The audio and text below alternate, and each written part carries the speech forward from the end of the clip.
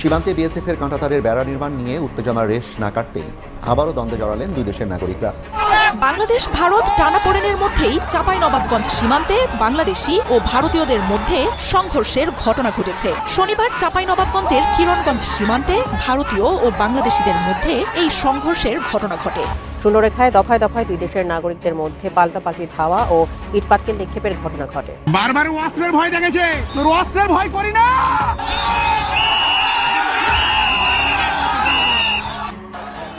ভারতের বিএসএফ এর প্রত্যক্ষ মদদেই কিন্তু তারা বাংলাদেশ সীমান্তে ঢুকে গেছে এবং বাংলাদেশ দখল করে নেওয়ার চেষ্টা করছে। এই মুহূর্তে তারা বাংলাদেশ সীমান্তে চলে এসে তারা পাথর নিক্ষেপ করছে এবং বিপুল বোমা মজুত করে রেখে তারা বোমা চালাচ্ছে। এই যে দেখুন, আরো একটি বোমার আঘাতে বাংলাদেশকে তারা ক্ষত বিক্ষত করে দিচ্ছে। আসলে বাংলাদেশকে তারা দখল করে নিতে চায়। ঠিক না, এটা আমরা পাইছি। সম্মানিত দর্শক, আসসালামু আলাইকুম। নতুন একটা ভিডিওতে আপনাদের জানাচ্ছি স্বাগতম। এইমাত্র পাওয়া তাজা এবং গরম খবর।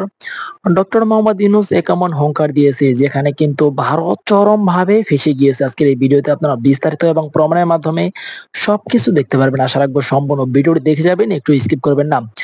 যদি একটু স্কিপ করেন তাহলে গুরুত্বপূর্ণ বিষয়গুলো মিস করে ফেলবেন। আমি আর বেশি কথা না বাড়িয়ে আপনাদের সরাসরি বিস্তারিত ভিডিওতে নিয়ে যাবো। তার আগে আপনাদের কাছে ছোট্ট রিকোয়েস্ট থাকবে, যারা এরকম ভিডিও দেখতে পছন্দ করেন দ্রুত এই চ্যানেলটি সাবস্ক্রাইব করে পাশে থাকে বেল আইকনটি বাজিয়ে রাখবেন। ইতিমধ্যে যারা সাবস্ক্রাইব করে দিয়েছেন তাদের জানাচ্ছি অসংখ্য ধন্যবাদ। প্রিয় দর্শক বন্ধুরা, চলুন এই ভিডিওতে লাইক করে বিস্তারিত ভিডিওটি মোবাইলের স্ক্রিন থেকে ধারাবাহিকভাবে দেখে আসি। বাংলাদেশ ভারত টানাপোড়েনের মধ্যেই চাঁপাইনবাবগঞ্জ সীমান্তে বাংলাদেশি ও ভারতীয়দের মধ্যে সংঘর্ষের ঘটনা ঘটেছে। শনিবার চাঁপাইনবাবগঞ্জের কিরণগঞ্জ সীমান্তে ভারতীয় ও বাংলাদেশিদের মধ্যে এই সংঘর্ষের ঘটনা ঘটে। বেলা 11টার দিকে এই ঘটনা ঘটে বলে জানাচ্ছে স্থানীয়রা। এ সময় সীমান্তের উভয় পাশে অতিরিক্ত বিজিবি, বিএসএফ মোতায়েন করা হয়। ভারতীয়রা বাংলাদেশে অনুপ্রবেশ করে বেশ কিছু গাছ কেটে ফেলে। এ সময় বাংলাদেশি নাগরিকরা প্রতিরোধ গড়ে তোলে। স্থানীয়রা জানান, ভারতীয়রা সীমান্তের কাঁটাতারের বেড়ার পাশে গাছ কাটতে গেলে বাংলাদেশিদের সঙ্গে বাকবিতণ্ডা হয়। এক পর্যায়ে দুই পক্ষের মধ্যে বাধে সংঘর্ষ। পরে এতে বিজিবি ও বিএসএফ কেও হস্তক্ষেপ করতে দেখা যায়। সামাজিক যোগাযোগ মাধ্যমে ছড়িয়ে পড়া ছবিতে সীমান্তে তুমুল উত্তেজনার চিত্র দেখা গেছে। কয়েকদিন ধরেই বাংলাদেশ ভারত সীমান্তে ভারতীয় সীমান্তরক্ষী বাহিনীর অবৈধভাবে বেড়া নির্মাণের ঘটনায় উত্তেজনা চলছে। শিবগঞ্জ সীমান্তে গেল সপ্তাহে এই নিয়ে ব্যাপক উত্তেজনা দেখা দেয়। এ সময় সীমান্তে মুখোমুখি অবস্থানে চলে আসে দুই দেশের সীমান্তরক্ষী বাহিনী। পরে বিজিবি ও বিএসএফ এর সাথে সীমান্তে অবস্থান নেন দুই দেশের স্থানীয়রাও। উত্তেজনার এক পর্যায়ে পতাকা বৈঠকে বসে দুই বাহিনী। তবে সংকট না কাটায় সীমান্তে অতিরিক্ত বিজিবি মোতায়েন করা হয়। শুধু চাঁপাইনবাবগঞ্জই নয়, আরো বেশ কয়েকটি সীমান্তে ভারত অবৈধ বেড়া নির্মাণ কাজের উস্কানি দেয় গেল রবিবার ভারতীয় হাইকমিশনার প্রণয় ভার্মাকে ডেকে পাঠায় পররাষ্ট্র মন্ত্রণালয়। এর পাল্টা জবাবে পরের দিনই বাংলাদেশের ডেপুটি হাইকমিশনার নুরুল ইসলামকে তলব করে নয়াদিল্লি। পাল্টাপাল্টি এই তলবের ঘটনায় বাংলাদেশ ভারত সম্পর্কে দেখা দেয় নতুন উত্তেজনা।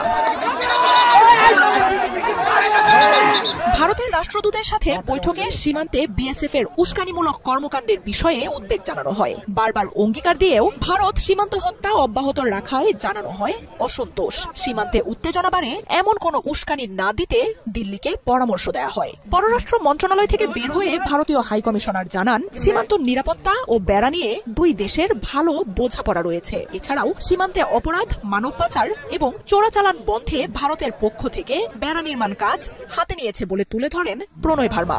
সহযোগিতার মাধ্যমে সংকট সমাধানের কথাও জানান তিনি। তবে ঢাকার কড়া বার্তার কয়েক ঘণ্টা পরই দিল্লিতে বাংলাদেশের ডেপুটি হাই কমিশনার নুরুল ইসলামকে তলব করে ভারতের পররাষ্ট্র মন্ত্রণালয়। সোমবার দুপুরে দিল্লি প্রশাসনের সাথে বৈঠক করেন তিনি।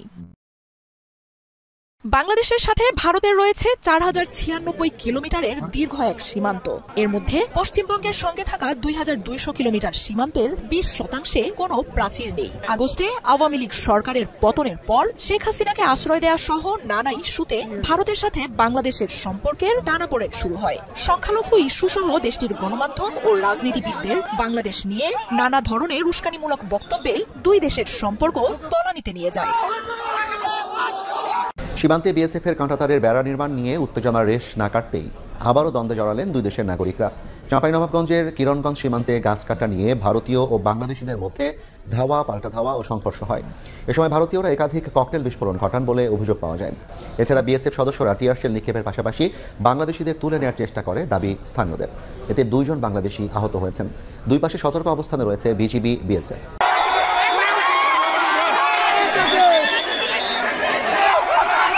দেশের বেশ কয়েকটি সীমান্তে কাঁটাতারের বেড়া নির্মাণ নিয়ে কয়েকদিন ধরেই বিজেপি বিএসএফ উত্তেজনা বিরাজ করছে। এবার চাঁপাইনবাবগঞ্জ সীমান্তে গাছ কাটা নিয়ে সংঘর্ষে জড়ালো ভারতীয় ও বাংলাদেশিরা। স্থানীয়রা জানান, শনিবার দুপুরে শিবগঞ্জের কিরণগঞ্জ সীমান্তে কাঁটাতারের বেড়ার পাশে গাছ কাটতে গেলে বাংলাদেশিদের সঙ্গে ভারতীয়দের কথা কাটাকাটি হয়। এক পর্যায়ে দুপক্ষের মধ্যে ধাওয়া পাল্টা ধাওয়া হয়, পরে রূপ নেয় সংঘর্ষে। এ সময় ভারতীয় নাগরিকরা একাধিক ককটেল বিস্ফোরণ ঘটান বলে অভিযোগ পাওয়া যায়। এছাড়া বিএসএফ সদস্যরা টিয়ার সেল নিক্ষেপ ও বাংলাদেশিদের তুলে নেওয়ার চেষ্টা করে বলেও দাবি সীমান্তবাসীর। মনে করেন বাংলাদেশের কাজ টাজ কাটিয়ে বাংলাদেশের একটা বিজিবির আঙুল কাটিয়ে দিচ্ছে দিয়ে মনে করেন যে লোকজনকে মসজিদে মাইকিং করে বলা হয়েছে যে তোমরা যা আছে বাংলাদেশে হেসা কাতালে এসো। আমাদের অনেক জনগণকে তীর মেরেছে, কয়েকজন আহত, অনেককে কাতার কপালছে। ওদের ভারতীয় সদস্যরা বিএসএফ থেকে দাঁড়িয়ে আমাদের করেছে।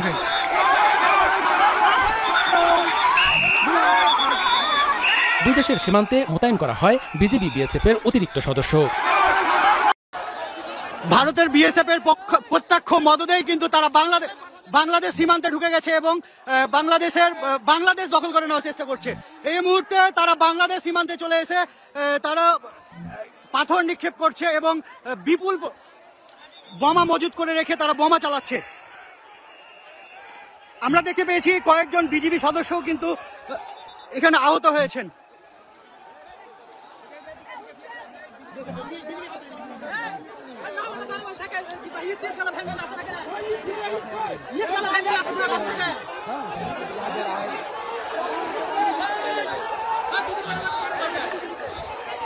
আমরা একটু আগে দেখেছি যে বিএসএফ এর মদতেই তারা এখানে হাত বোমা চার্জ করেছে এবং বেশ কয়েকটি হাত বোমা চার্জ করেছে।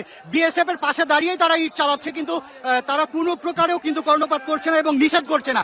তারা আসলে তাদের দেশের নাগরিকদেরকে সুরসুরি দিচ্ছে, এক কথায় বাংলাদেশের সাথে পায়ে পা বাঁধিয়ে ঝগড়া করার জন্য।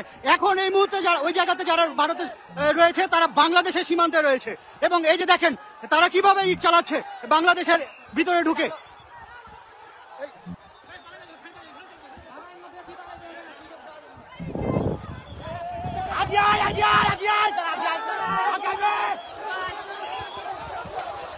এখানকার পরিস্থিতি খুবই ভয়াবহ।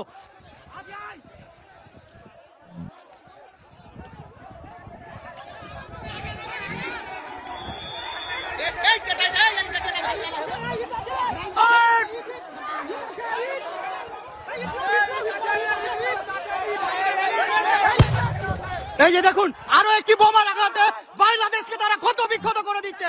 আসলে বাংলাদেশকে তারা দখল করে নিতে চায়, কিন্তু এখানে বিজিবি যেভাবে ভারতের নাগরিকদেরকে প্রত্যক্ষভাবে সাই দিচ্ছে, কিন্তু বিজিবি আসলে বাংলাদেশের নাগরিককে বাধা দিচ্ছে। এই যে দেখুন, বাংলাদেশের অভ্যন্তরে তারা বোমা ফুটাচ্ছে, মুহুর্মুহুর বোমা ফুটাচ্ছে। কার্যত বাংলাদেশের বিজেপি এখানে সীমান্তে এত বোমা ফুটছে, কি করছে তারা?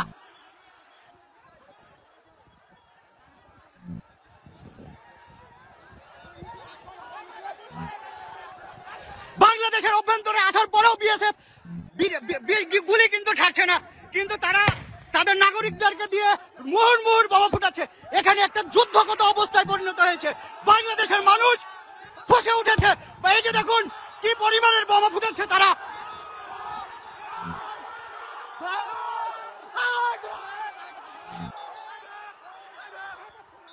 সীমান্তে একটা যুদ্ধ অবস্থা চলছে। ভারত বাংলাদেশকে দখল করে নিতে চায়, এটি তার প্রমাণ।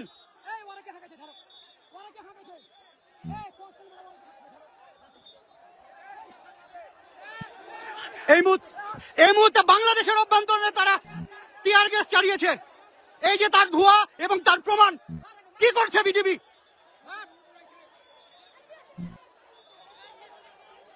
কার্যত এই জায়গাটা একটা যুদ্ধরত অবস্থার জায়গায় পড়েছে। বাংলাদেশকে তারা দখল করে নিতে চায়।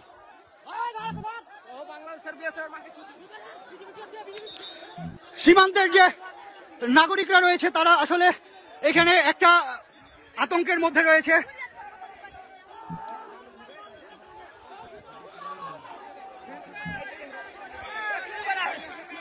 ভারতের বিএসএফ এর পক্ষাত্ম মদদেই কিন্তু তারা সীমান্তে এভাবে বোমাবাজি করছে এবং বাংলাদেশকে চোখ রাঙানি দেখাচ্ছে যে বাংলাদেশ তারা যে কোনো মুহূর্তে দখল করে নিতে চায়। কিন্তু বাংলাদেশের প্রতিটা মানুষ তাদের পাশে আছে, বিজিবির পাশে আছে এবং বাংলাদেশকে ভারতের কখনোই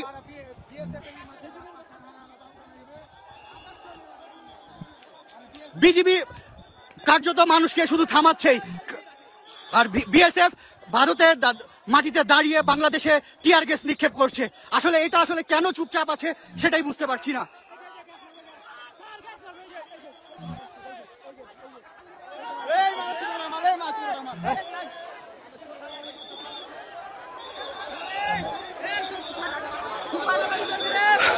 খুবই শোচনীয় অবস্থা এই জায়গাটাই, কার্যরত যুদ্ধ অবস্থা চলছে দুই দেশের মধ্যে। একটু পরপরই কিন্তু ভারতের নাগরিকরা বাংলাদেশে ঢুকে বোমা ফাটাচ্ছে এবং বাংলাদেশের নাগরিকরা কার্যত তাদের দেখা ছাড়া আর কিছুই করার নাই, এমন অবস্থা তৈরি হয়েছে।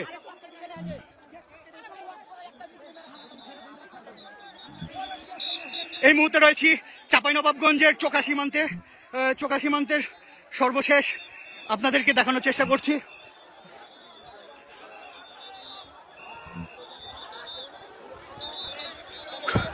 খুবই উত্তেজনাপূর্ণ একটা অবস্থা সৃষ্টি হয়েছে এখানে।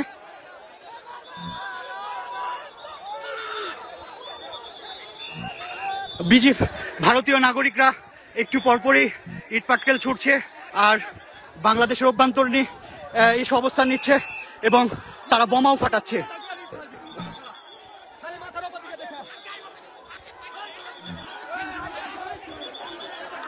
আসলে মূলত এই জায়গাতে গত কয়েকদিন ধরেই কিন্তু যে উত্তেজনা তৈরি হয়েছিল তারই অংশ হিসাবে আজকেও সকাল থেকে সীমান্তে আবার উত্তেজনা তৈরি হয়। সেই উত্তেজনার পরেই কিন্তু ভারতের নাগরিকরা বাংলাদেশের অভ্যন্তরে এসে বোমা ফাটাচ্ছে, ইটপাটকেল নিক্ষেপ করছে এবং বাংলাদেশকে দখল করে নেওয়ার হুমকি দেখাচ্ছে। কিন্তু এখানে স্থানীয়দের প্রত্যক্ষ সহযোগিতায় তারা বারবার ব্যর্থ হচ্ছেন এবং সীমান্তে এই মুহূর্তে হাজার হাজার মানুষ, এই অঞ্চলের হাজার হাজার মানুষ ঢাল হিসেবে দাঁড়িয়েছে ভারতের। বিশাল জাতীয় সমস্যা আছে পার্বত্য চট্টগ্রাম নিয়ে। বাংলাদেশ রক্তাক্ত যুদ্ধ করছে, জনপদে যুদ্ধ থামছে, কিন্তু ছাইচাপা তুষের মতো এক আগুন ধিকে ধিকে জ্বলতেছে। পাহাড় আর সমতলের জনগোষ্ঠীর মধ্যে সন্দেহ আর অবিশ্বাসের বাতাস লঘু হইয়া যায় নাই। আমি মাঝে মাঝে ভাবি, যারা রাষ্ট্র চালায় তারা কি আদৌ সমস্যাগুলো নিয়ে ভাবেন? কিভাবে এটা সমাধান করা যায় এটা নিয়ে ভাবেন? ভাবলে, আন্তরিকভাবে চেষ্টা করলে তো এই সমস্যা একেবারে দূর না হোক, অনেকটা তো সহনীয় করে ফেলা যায়। রাষ্ট্র সবসময় অপদার্থরা চালায়, তাই কখনো আমরা ভাবতেই পারি না সমস্যাকে দূর করতে হলে কি কি কাজ করতে হবে, কিভাবে সৃজনশীলভাবে সমস্যার সমাধান করতে হবে। আজ আমি পার্বত্য চট্টগ্রাম ইস্যু নিয়ে আলাপ করব। আমার আলাপে সব সমস্যার সমাধান থাকবে না, তবে অন্তত একটা বড় সমস্যার সমাধানের বিষয়ে আলাপ করব। আশা করি বাংলাদেশের আপামর জনসাধারণ, সমতল এবং পাহাড়ের জনগণ আমার এই আলাপটাকে গ্রহণ করবেন। আসেন আল্লাহর নামে শুরু করি। এখন আলাপ হইতেছে আদিবাসী না উপজাতি এই বিষয় নিয়ে। আমি আলাপে এখনই ঢুকবো না, একটু টাচ করবো আমার এপিসোডের একদম শেষ দিকে। আমার মতে সমস্যার মূলটা এই জায়গায় না, মূলটা মূলত দুইটা জায়গায়, একটা স্থানীয় আর একটা আন্তর্জাতিক। আন্তর্জাতিক বিষয়টা আমি প্রথমে আলোচনা করব, কারণ পার্বত্য চট্টগ্রাম নিয়ে আলাপ করার সময় সেই আন্তর্জাতিক প্রবলেমটা, সমস্যাটা, যেখানে ভারত একটা গুরুত্বপূর্ণ ফ্যাক্টর, সেটারে মাথায় রাখলে আমাদের বিষয়টা বুঝতে সুবিধা হবে এবং সমাধানের পথটা ভাবতেও সুবিধা হবে।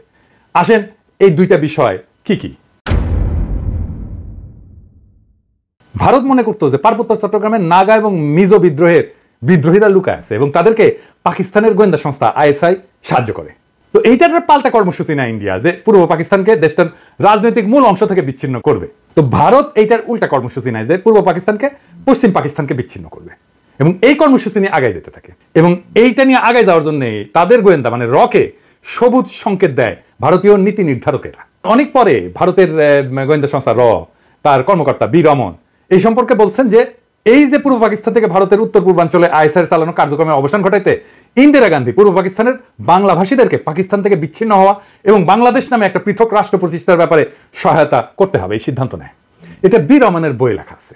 তো ভারতীয় তরফ থেকে বাংলাদেশের মুক্তিযুদ্ধের সংশ্লিষ্টতার একটা বড় উপাদান ছিল একটা বিশেষ বাহিনীকে পার্বত্য চট্টগ্রাম দিয়ে অপারেশনে পাঠানো। এই বিশেষ বাহিনীর নাম ছিল special frontier force. General Uban ছিল এই ফোর্সের প্রথম ইন্সপেক্টর জেনারেল। 1962 সালের শেষ দিকে এই ফোর্সটা গড়ে উঠছিল।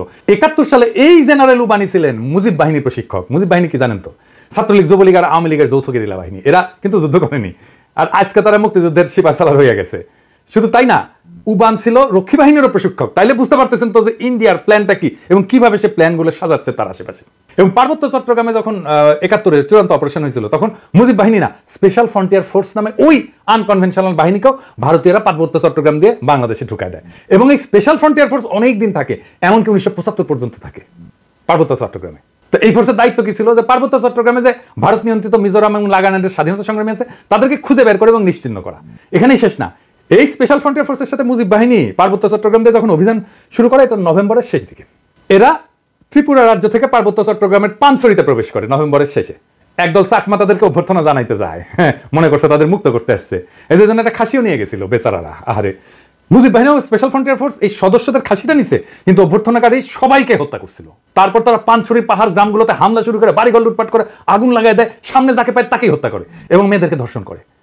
তাদের হামলায় পানছড়িতে ওই দিনই নিহত হয়েছিল 32 জন নিরীহ পাহাড়ি।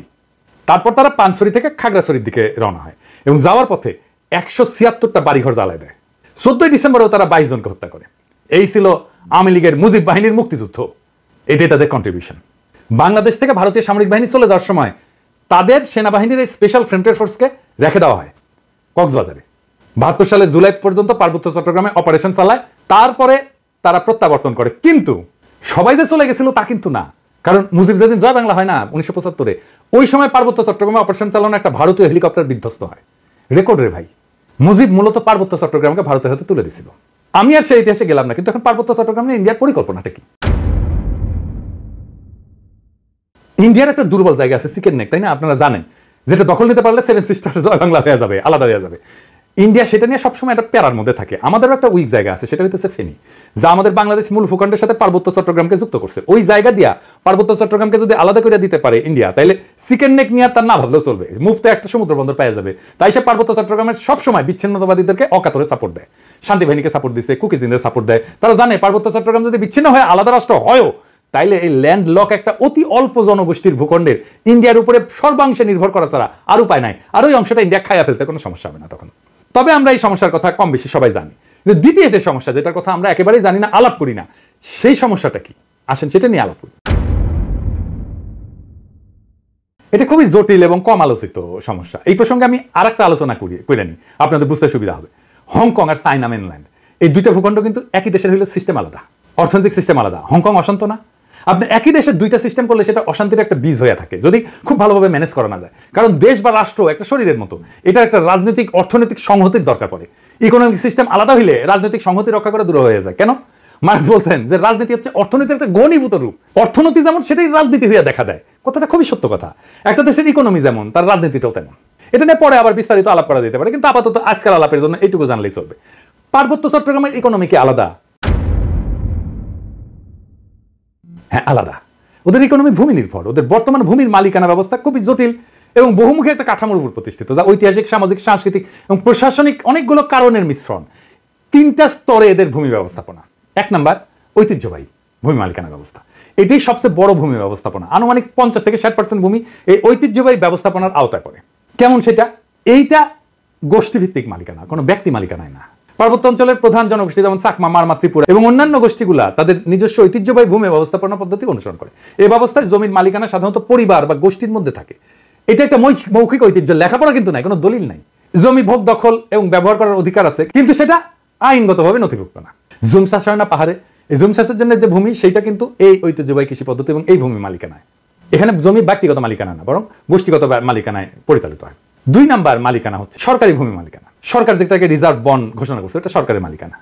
পার্বত্য চট্টগ্রামের একটা বড় অংশ আমরা জানি যে রিজার্ভ ফরেস্ট বা সংরক্ষিত বন হিসাবে ঘোষিত।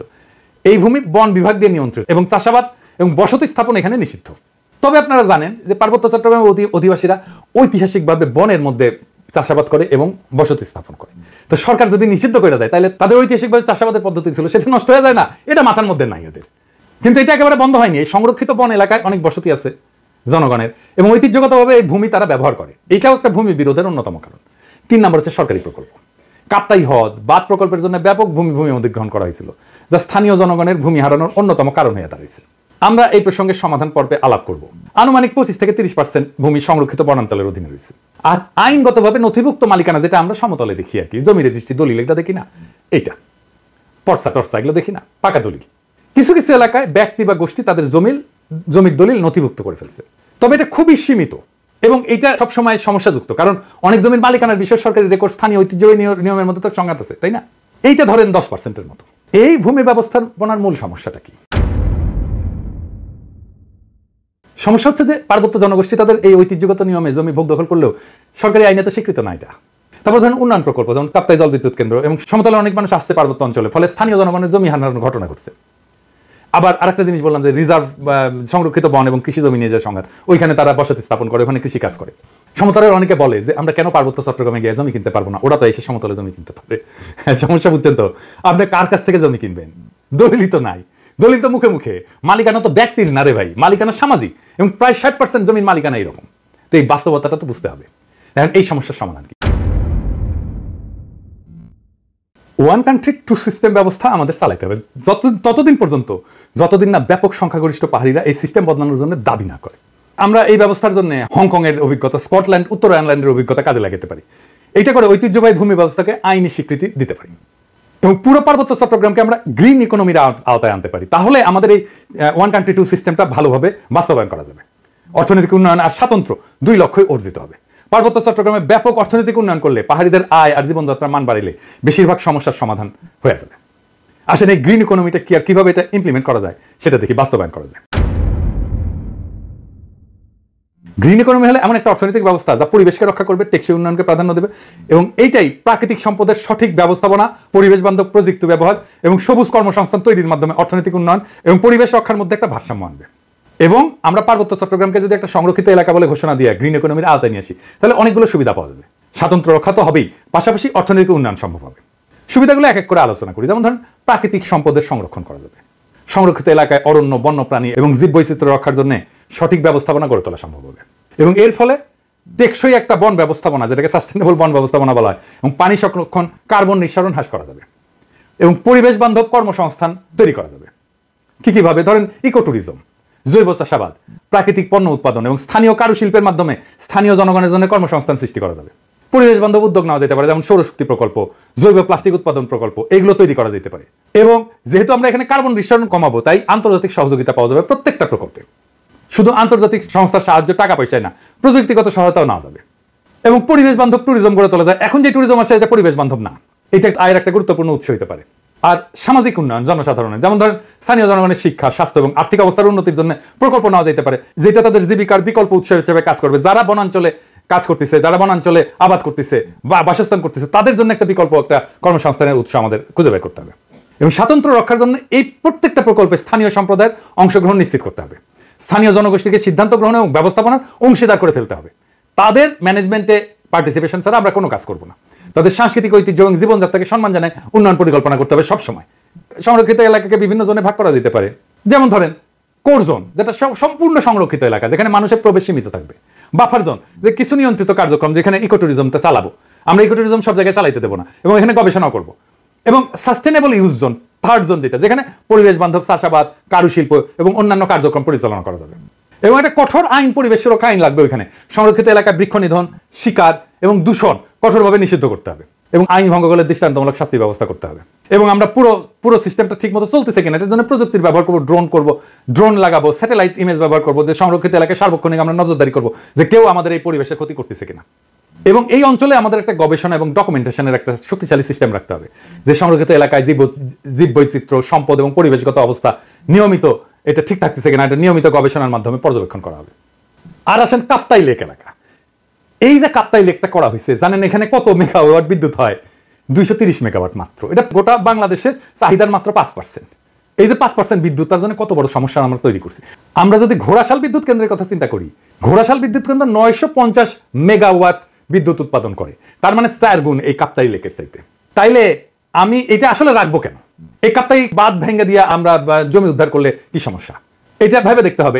এটা নিয়ে আমাদের সিরিয়াস চিন্তা করতে হবে যে আসলে আমরা কাপ্তাই বাঁধটা রাখবো কিনা। একটা দীর্ঘস্থায়ী প্রবলেমের সমস্যার সমাধান করছে। কাপ্তাই লেক থাকবে না, কাপ্তাই লেকের দরকার কি?